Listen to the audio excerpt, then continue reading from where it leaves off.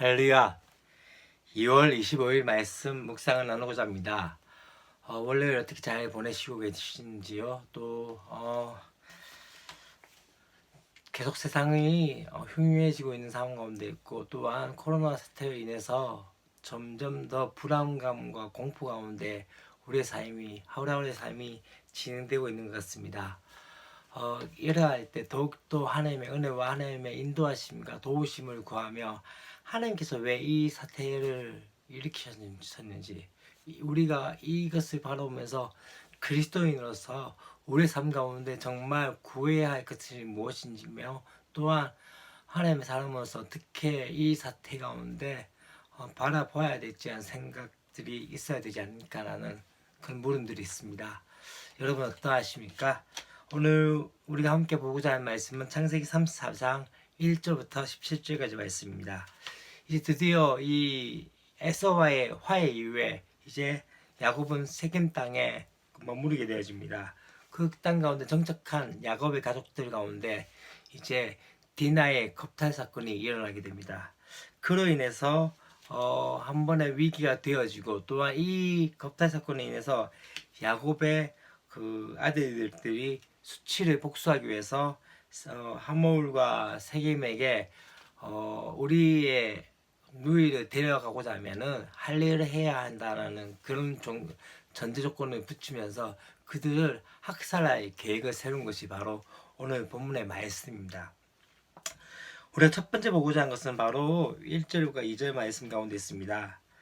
이제 세겜 땅에 정착하였던 하고자 했던 그 야곱의 계획은 이 딸 디나가 바로 겁탈을 당함으로 말미암아 위기를 맞게 되어집니다. 이때까지 어쩌면은 야곱의 삶 가운데 여기까지 인도하셨던 그 하나님의 인도하심과 도우심, 다시 말하면 라반의 해석에서 탈출하고, 또한 그 땅 가운데서 이제 에서를 만나서 화해하고, 이제는 세겜 땅에 머무르면서 어쩌면은 모든 상황들이 순조롭게 해결되고 있는 그 가운데서 이제 평안히 세겜 땅에 이르렀을 때 야곱은 그 땅을 좀 매입하게 되어지고, 또한 그 땅 가운데 있게 되어지죠. 근데 중요한 건 무엇입니까? 이제 정착하고자 하는 그 땅, 어쩌면 그곳 사람들과 교류하면서 샬롬을 기대했지만은 그곳에는 평화가 없었다는 것을 우리는 기억하셔야 됩니다. 왜냐하면 야곱은 거기 있어야 할 존재가 아니었기 때문입니다. 베델로 돌아가서 거기서 어떻게 합니까? 하나님께 나가야 될 존재였기 때문이죠. 다시 말하면은 정착이 좋았고 편안할 수 있었고, 또 더 많은 것들을 누릴 수 있었던 세겜이 아니라, 진짜 중요한 것은 그가 약속했던 그 베델 땅으로 가야 하는 것이 바로 그의 삶의 목적이었던 것이죠.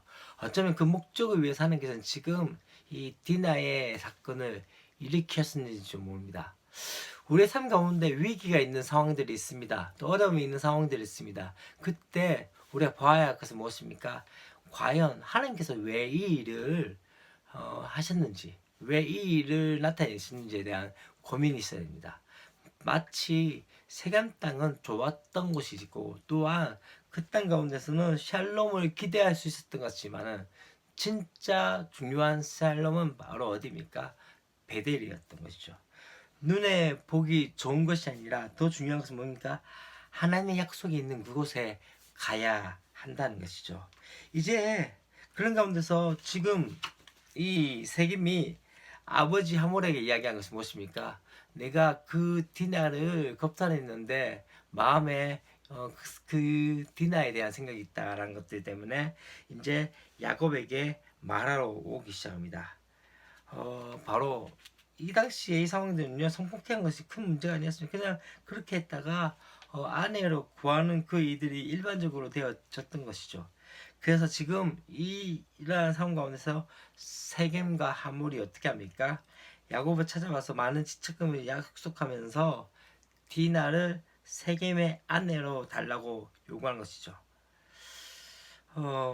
그러면서 서로가 서로 통혼하면서 그렇게 살자는 것이죠. 이것은 야곱과 그의 아들들에게는 용납할 수 있는 일이 아니었습니다. 우리의 삶 가운데, 우리의 생활 가운데 중요한 건 무엇입니까? 어쩌면은 쉽게 타협하고 쉽게 세상과 함께 손잡으려는 생각들 있지 않습니까?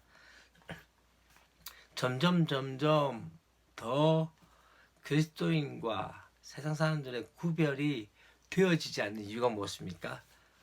우리 또한 그리스도인조차도 세상의 방식과 세상의 상황으로 그렇게 살고자 하는 경우들이 많기 때문입니다. 정말 중요한 건요, 불의한 사회에 대해서 교회와 성도가 그런 문화에 동참하려고 할 때 우리의 반응은 적어도 슬퍼하면서 분노해야 하는 거죠. 다시 말하면 거룩한 분노와 거룩한 슬픔이 있어야 되는 것이죠. 그것이 바로 그리스도인의 삶이라는 것을 보셔야 합니다. 근데 중요한 건요, 이 상황 가운데서 이제 야곱의 아들들이 세겜과 하모를 속이는 그 모습들을 보게 되십니다. 힘으로 제압할 수 없기 때문에 그들에게 무엇을 제안합니까? 바로 할례를 받으라는 것이죠.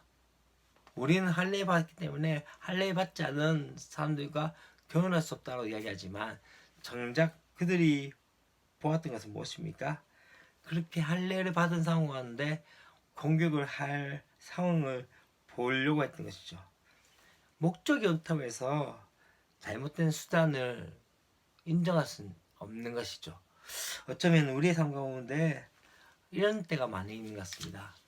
우리의 목적을 위해서 도리어 수단을, 방법들을 더 옳지 못한 것들로 하는 경우들이 얼마나 많이 있습니까? 오늘 어쩌면 이 세겜의 비극은 더 중요한 것 중에 하나는요, 지금 하나님의 생각과 하나님의 방법이 무엇인지를 보아야 합니다. 야곱은 세겜에 머물러야 될 존재가 아니었습니다. 세겜에서 정착하고 그렇게 살아야 될 존재가 아니라 더 중요한 건 무엇입니까? 베델로 가야 합니다. 그렇기 때문에 하나님께서 좀 이 위기를 주셨던 것이고 이 어려움을 주셨던 것이 아닐까요? 그것을 바라보지 못하고 있는 우리의 상황들, 어쩌면 우리의 삶 가운데 그렇지 않습니까? 지금 어쩌면 코로나19로 인해서 우리에게 말씀하시고자 하는 것들이 무엇인지를 한번 들을 수 있는 시간이 되었으면 좋겠습니다. 단순히 이 사태에 대해서 세상의 방법이 아니라 세상의 생각이 아니라 하나님께서 왜 이 일을 우리에게 허락하셨는지에 대한 그 생각들을 다시 한번 생각하시면서 오늘 하루의 삶들이 주 안에서 머물 수 있는 저와 여러분이 되었으면 좋겠습니다.